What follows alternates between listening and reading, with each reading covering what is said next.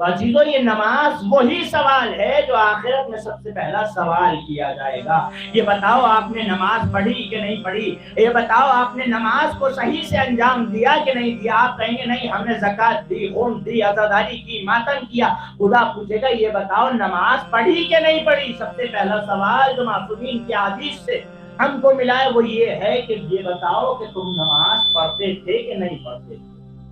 آقا محسن قرآتی مفسر قرآن وہ کہتے ہیں کہ دیکھو جب ان سے سوال کیا گیا آقا یہ کیسی بات ہے, یہ حدیث سمجھ میں نہیں آتی کہ سب سے پہلا سوال نماز کو متعلق کیا جائے گا.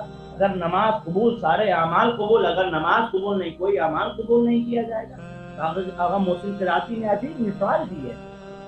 کہتے ہیں کہ دیکھو آپ بتاؤ جب آپ کسی گاڑی میں ہوتے ہیں, کسی شہر میں جاتے ہیں, تو اگر آپ کو ٹریفک پولیس روک لیا کرتی ہے تو وہ آپ سے سب سے پہلا سوال کیا کرتی ہے کہ آپ کے پاس ڈرائیونگ لائسنس ہے کہ نہیں ہے.